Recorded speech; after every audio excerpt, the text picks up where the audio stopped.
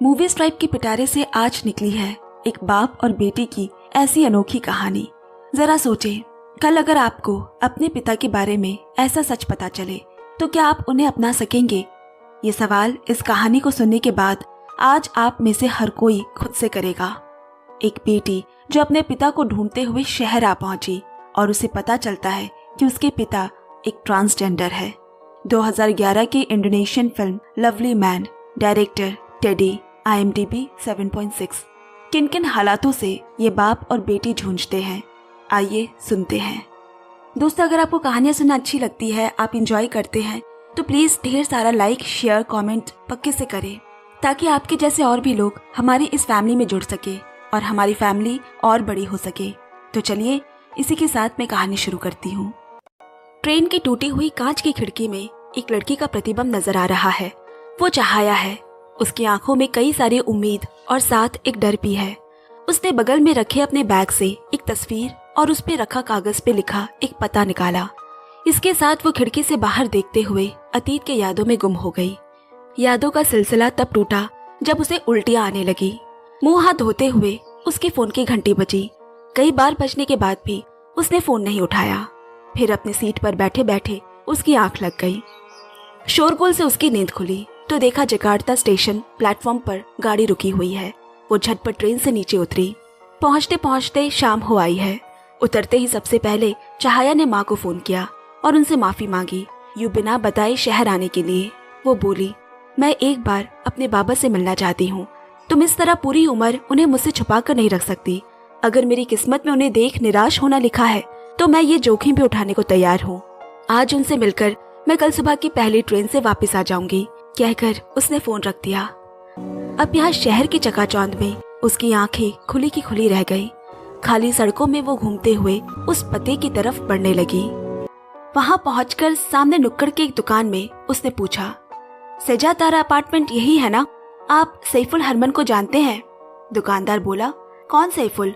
उसको यहाँ सभी इपुई कहकर बुलाते हैं। तुम्हें क्या काम है उससे? चहाया बोली, मैं उनकी बेटी हूँ। दुकानदार उसे हैरत से देखते हुए बोला, वो इस वक्त तुम्हें घर पर नहीं मिलेगा, काम पर निकला होगा। तुम ऐसा करो, ऊपर जाकर उसका इंतजार करो। उसे शुक्रिया कहकर चहाया अपार्टमेंट में दाखिल हुई। पते पर दिए गए फ्लैट नंबर के सामने ताला लगा हुआ है। सलीकदार कपड़ों में एक कम उम्र की लड़की को इपुई के दरवाजे पर खड़ा देख उसकी पड़ोस में रहने वाली महिला की जिज्ञासा जागी और उसने पूछा, तुम्हें भला उससे क्या काम है? मैं उनकी बेटी हूँ, चहाया ने भोलेपन से कहा। उस महिला ने अपनी खिल्ली उड़ाने वाली हंसी को दबाते हुए कहा, बेटी हो? अच्छा, एक काम करो, वो जो बिल्डिंग दिख रहा है ना, वहाँ से दाएं तरफ एक पुल है। इपुई तुम्हें वहाँ काम करता दिख जाएगा। चहाया उसका शुक्रिया कह वहाँ से निकल पड़ी। यहाँ पुल पर कुछ हिजड़े भड़काऊ कपड़े पहने, भद्दा मेकअप लगाए सड़कों पर आती जाती गाड़ियों को इशारा कर रहे हैं ताकि कोई उनमें से आज उनका ग्राहक बन जाए। तभी एक गाड़ी में सवार कुछ लोग वहां रुके।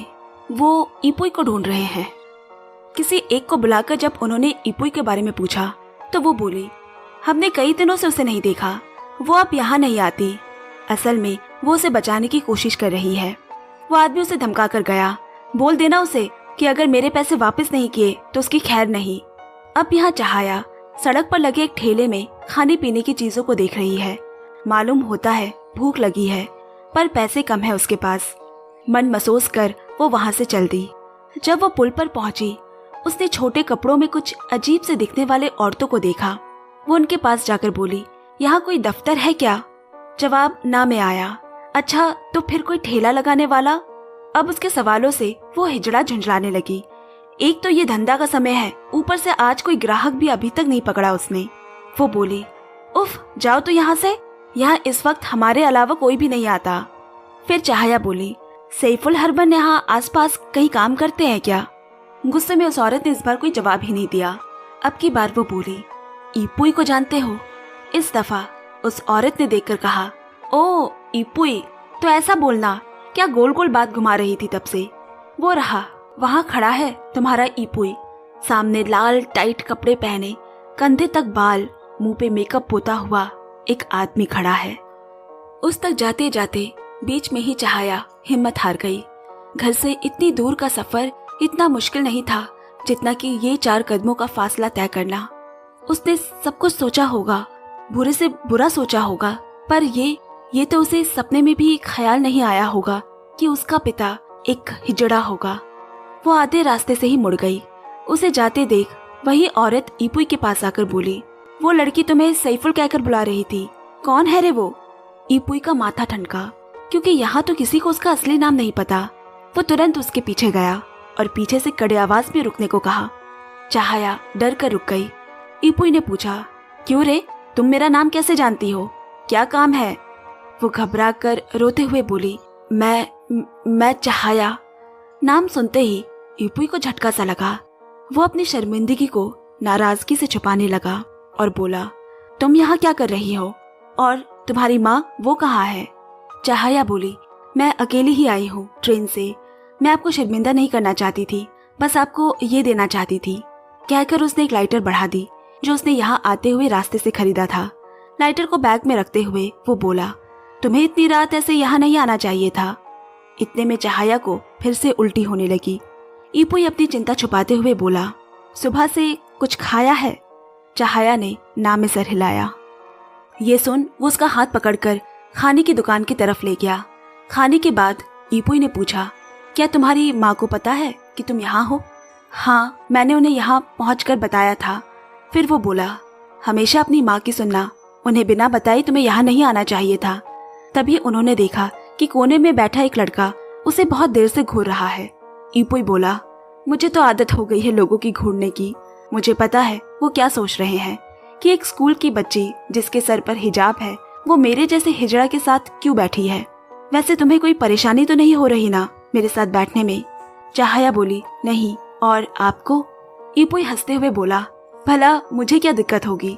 इतने में चाहया वॉशरूम गई और अपना हिजाब उतार आई। ये देख ईपुई को बड़ा अच्छा लगा कि उसकी बेटी बिना शर्मिंदा हुए उसके साथ बैठी है। वो हिजाब की आड़ में छुपना नहीं चाहती। बातों बातों में उसने पूछा, तो तुम किस कॉलेज में जाना चाहती हो? चाहया बोली, कॉलेज जाने के पैसे नहीं है, इसीलिए मैं नौकरी करूंगी। ये सुनकर ईपुई को गुस्सा आ गया। उसे लगा, तो इसीलिए वो यहाँ आई है पैसे मांगने। मैंने आज तक हर महीने की पहली तारीख को ही तुम्हारी माँ को पैसे भेजे हैं, कभी देरी नहीं की, और तुम मुझे कह रही हो कि पैसों की कमी है। चाहया ने बात संभालते हुए कहा, मैं बस आपसे मिलना चाहती थी, आपको देखना चाहती थी, इसीलिए आई हूँ, पैसों के लिए नहीं। 4 साल की थी जब आखिरी बार आपको देखा था और अब 19 की हो गई हूँ। मैं जानना चाहती थी आपको, जो पिछले 15 सालों से मेरा ख्याल रख रहे हैं।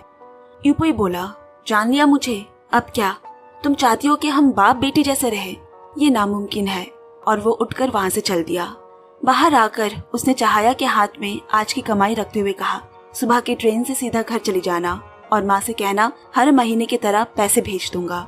अभी मुझे जाना होगा, ये मेरे काम का वक्त है। इतना कहकर वो किसी के मोटर बाइक पर सवार होकर चला गया। ईपुई के ज़बान अपने काम और लोगों के नजरिए, उनके रवैये के कारण कड़वे हो गए हैं। वो चाहकर भी मीठा नहीं बोल सकता, इतने साल बाद मिली अपनी बेटी से भी नहीं।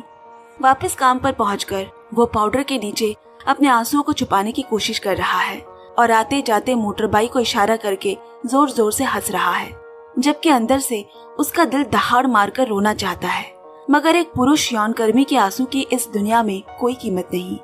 अचानक फिर से उन्हीं लोगों को उसने वहां आते हुए देखा। ईपुई पांव सर पर लेकर भागा। अब एक जगह छुपकर वो सिगरेट सुलगाता है। लाइटर उसकी बेटी का ही दिया हुआ है। उस अंधेरे में सुलगते सिगरेट की रोशनी में उसके आंसू चमक उठते हैं, जैसे चाहया के आने के बरसों बाद किसी ने उसके घाव को सहला दिया हो, जिन्हें वो ताउम्र अनदेखा करता आया है। उसके कठोर और नम हो चुके दिल के किसी कोने में गर्माहट उतर आई है। ये अनचाहे एहसास उसे ये एहसास करा गए कि उनकी भी जरूरत थी कहीं, जो कभी पूरी नहीं हुई। रास्ता बदलकर जब वो दूसरी तरफ से निकला, उसे वहां चाहया खड़ी दिखाई दी। उसने ईपुई को कसकर गले लगा लिया और बोली, आखिरकार आप भी नहीं रह सके ना और वापस आ गए। ईपुई ने दोनों हाथ ऊपर कर लिए। उसे अजीब सा महसूस हो रहा है। हाँ ठीक है, आज की रात मैं तुम्हारे साथ रहूंगा, लेकिन बस आज की रात। कल से हम दोनों के रास्ते अलग होंगे और तुम दोबारा मुझसे मिलने यहाँ कभी नहीं आओगी। तुम अपनी जिंदगी जियोगी और मैं अपनी। बोलो, है मंजूर? पूरी जिंदगी का तो नहीं मालूम, पर हाँ, किस्मत से मिली इस एक रात को साथ गुजारने के लिए चाहया ने हाँ कर दी। वो दोनों अब एक दुकान के सामने बैठे हैं। बातों बातों में चाहया बोली, मैं अब बड़ी हो चुकी हूँ, स्कूल भी खत्म हो गया है, अब आप ये काम छोड़ सकते हैं।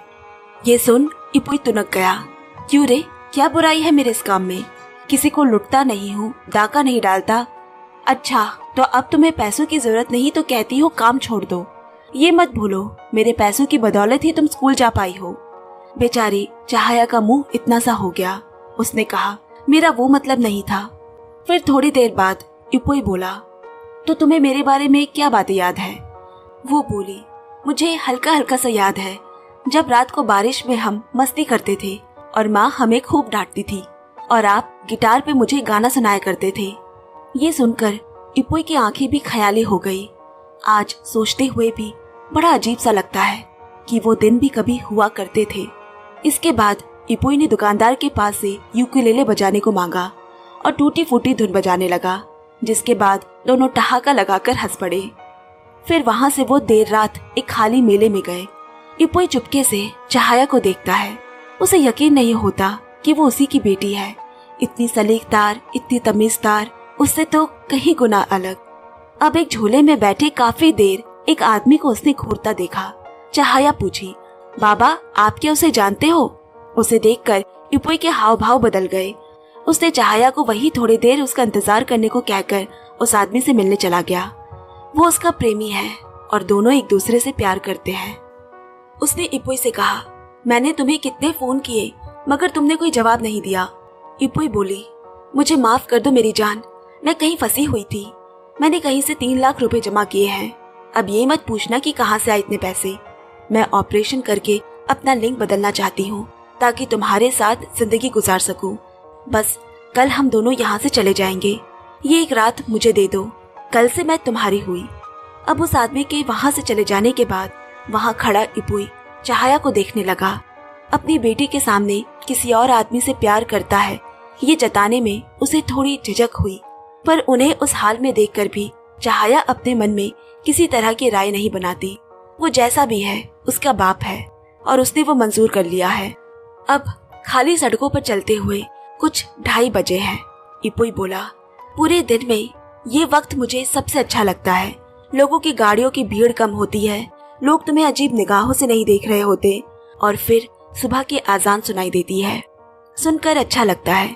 चाहया बोली, क्या आप नमाज पढ़ते हैं? इपुई ने जवाब में कहा, नहीं, मैं तो भूल भी गया हूँ आखिरी बार कब पढ़ा था, पर फिर भी सुनना सुकून देता है। और तुम? इपुई ने पूछा। चाहया हंसते हुए बोली, मैं हिजाब पहनती हूँ और एक इस्लाम के स्कूल में पढ़ी हूँ, तो ये हमें सिखाया गया है। ये सुनकर इपुई के मुंह से निकल गया, हाँ, लेकिन क्या फायदा हुआ, पेट से तो तुम फिर भी हो ही गई ना। अपने पिता के मुंह से ये सुनकर तो वो चौंक गई। मुझसे मत छुपाओ, तो कितने महीने लग गए तुम्हारे? माँ को बताया है क्या? चाहया थोड़ी देर खामोश रहने के बाद बोली, अभी तक हिम्मत नहीं जुटा पाई हूँ। कुछ देर बाद थोड़ी देर बाद चाहया बोली, आप थक नहीं जाते?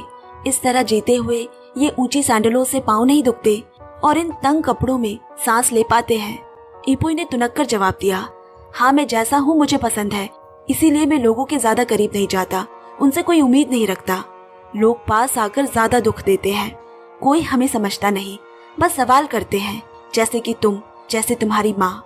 मगर मैं किसी को जवाब देना जरूरी नहीं समझता। तुम्हें पहले अपने बाप से कैसे बात करते हैं सीखना चाहिए, कहकर गुस्से में उठकर जाने लगा। तब चाहया उसे रोकते हुए बोली, आप मुझसे इस तरह क्यों बात कर रहे हैं? मैं आपकी बेटी हूँ। अगर मुझे मालूम होना चाहिए कि एक पिता से कैसे बात करते हैं, तो आपको भी अपनी बेटी से बात करने का सलीका आना चाहिए। आप मुझसे इस तरह क्यों पेश आ रहे हैं, जैसे मुझसे कोई गलती हो गई हो? मैं आपसे पूछना चाहती हूँ, कोई एक कारण बताइए कि मैं मेरे पेट में पल रहे बच्चे को ना गिरा दूं, जैसे आपने मुझे पैदा करके छोड़ दिया। अगर आपका हमें छोड़कर जाना सही था, तो मैं वही काम अपने इस बच्चे के साथ क्यों ना करूं? मैं आपसे जवाब चाहती हूँ। ये सुनकर इपुई शांत होकर बैठ गया और कहा, जब मैं तुम्हारी माँ से मिला तब हमारी उम्र बहुत कम थी। मैं मजदूरी का काम करता था और तुम्हारी माँ के घर के बगल में किराए पर रहता था। तुम्हारी माँ बहुत अच्छी लड़की थी, बहुत दयालु। मेरी जब भी तबीयत खराब होती तो वो मेरे लिए खाना बनाती, मेरा ख्याल रखती। धीरे धीरे एहसास होने से पहले ही हम एक दूसरे के लिए खड़े थे। शायद वो प्यार था। चाहया ने पूछा, तो फिर क्यों छोड़ आए आप माँ को? एक बच्चा हो जाने के बाद भी आप रुके नहीं, ऐसी क्या मजबूरी थी? इपुई ने चिल्लाकर कहा, मैं हमेशा से ही ऐसा था। मैं जो अंदर से था उस इंसान को मैं रात में ही जीता था। मैं हर रात एक लड़की बन जाता। मैं भी चाहता कि कोई आदमी मुझे पसंद करे, मुझे प्यार करे। तुम्हारी माँ को ये पहले से पता था और एक दिन मैं सब छोड़कर भाग आया। मगर जैसा सोचा था वैसा हुआ नहीं। शहर में जिंदगी मुश्किल है। दिन भर मर्द बनकर लोगों के ताने सुनने से तो अच्छा है कि मैं रात में ही निकला करूं, जैसा हूं वैसा। धीरे धीरे पैसों की मजबूरी से ये धंधा ही मेरा काम बन गया। मैं नहीं चाहता था कि तुम्हें ये सब पता चले और मैं तुमसे ये उम्मीद भी नहीं रखता कि तुम मुझे समझो। चाहया ने रोते हुए कहा, मैं यहाँ अपने बाबा को ढूंढने आई थी, मगर मैंने जैसा सोचा था वैसा कुछ भी नहीं हुआ। मैंने ये सपने में भी नहीं सोचा था कि आप ऐसे होंगे। और वो सिसक कर रोने लगी। इपुई बोला, 14 साल पहले मैं तुम्हें छोड़ आया था। शायद भगवान ने मुझे यह मौका दिया है कि मैं तुमसे माफी मांग सकूं। उसने चाहया के सर पर हाथ रखकर माफी मांगी और दोनों बाप बेटे एक दूसरे के गले लगकर खूब रोए। एक रात ने चाहया को कितना कुछ सिखा दिया, जिन्हें हम शायद दूर सड़कों में खड़े या बस ट्रेनों में सफर करते हुए देखते हैं। उन्हें बिना जाने बिना समझे उनके लिए अपने मन में राय बना लेते हैं, उनके करीब आने से कतराते हैं। आज उनके बीच में बैठकर चाहया मुस्कुरा रही है, उनके साथ हंस बोल रही है। हर किसी की जिंदगी में कितने मसले मुश्किलें होती है जिनसे हम वाकिफ नहीं, तो ये जरूरी है कि हम एक दूसरे को समझने की कोशिश करें और ना समझ सके तो एक इंसान बनकर दूसरे इंसान से सहानुभूति तो रख ही सकते हैं। अब बाबा के साथ अकेले में चाहया ने पूछा, आप जिससे मेले में मिले थे, आप उनसे प्यार करते हो ना? हाँ करता हूँ, इपुई बोला। चाहया ने फिर पूछा, ऐसा क्या मुमकिन है एक आदमी को एक आदमी से प्यार होना और साथ जिंदगी बिताना? इपुई बोला, क्यों नहीं, इसमें गलत ही क्या है? अब तुम बताओ कि ये लड़का कौन है जिसका फोन तुम बार बार नजरअंदाज कर रही हो? चाहया ने हिचकिचाते हुए बताया, वो लुइक मैन है। इपुई बोला, तो तुम इसीलिए उसका फोन नहीं उठाना चाहती क्योंकि वो इस बच्चे का बाप है और तुम उससे ये बात छुपा रही हो? चाहया बोली, मैं अभी तक तय नहीं कर पाई हूँ कि मुझे ये बच्चा चाहिए या नहीं। वैसे भी वो बस एक गलती थी। मैं तैयार नहीं इस बच्चे के लिए और हमारी उम्र भी अभी कम है और आपने भी तो हमें छोड़ दिया था, तो बात बराबर है। इपुई ने उसे समझाते हुए कहा, नहीं चाहया, बात बराबर किसी तरह से भी नहीं है। कोई भी फैसला लेने से पहले उसे ये बात पता होनी चाहिए। और एक बात बताओ तो, क्या ये लुइक मैन मेरी तरह कपड़े पहनता है या ऊंची सैंडल्स पहनता है? चाहया ये सुनकर हंस पड़ी और इस दफा उसने उसका फोन नहीं काटा। उन दोनों को बातें करता सुन यहाँ इपुई मन ही मन मुस्कुरा रहा है। खाली मेट्रो में सफर करते हुए वो दोनों सुकून से एक दूसरे के कंधे पर सर रखे हुए हैं। इस एक रात में उन्होंने जितना फासला तय किया है वो शायद पूरी जिंदगी में ना किया हो। अब एक दुकान के सामने रुककर इपुई ने उसे कुछ सामान लाने अंदर भेजा और इतने में वही लोग उसे ढूंढते हुए उस तक पहुंच गए। उन्हें सामने देख वो सकपका गया, जैसे तैसे वहां से भागा। वो लोग भी उसका पीछा करने लगे। आखिरकार कुछ दूर जाकर उसे घेर लिया गया और बड़ी बेरहमी से मारा गया। दरअसल इपुई ने उन गुंडों का ही 3 लाख रुपए चुराए थे, क्योंकि उसे अपने जेंडर बदलने का ऑपरेशन करवाना है, जिसके लिए उसने सालों इंतजार किया है। उस आदमी ने उसे धमकाते हुए कहा, मुझे मालूम है तू रहता कहाँ है और काम कहाँ करता है। मुझसे छिप तो तू पाएगा नहीं। अच्छा होगा मेरे पैसे वापस कर दे, वरना मैं कल तेरे घर आकर पैसे वसूलूंगा और अगर पैसे नहीं दिए तो जान से मार डालूंगा।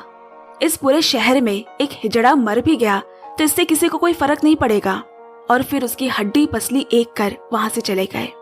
यहाँ बाबा का इंतजार करते हुए चाहया वापस उनके घर की तरफ चल पड़ी और बाहर सीढ़ियों पर उनका इंतजार करने लगी। देर रात लड़खड़ाते हुए इपुई वापस आया और चाहया को आवाज देकर अंदर ले गया। अब बाथरूम में खड़े वो खुद को आईने में देख रहा है। क्या हालत हो गई है, धोबी के कुत्ते की तरह, ना घर का ना घाट का। बस भागते रहो, कभी लोगों से, कभी खुद से और कभी ना पहुंच पाने वाले सपनों के पीछे। बाहर चाहया उसके बिखरे घर को समेट रही है।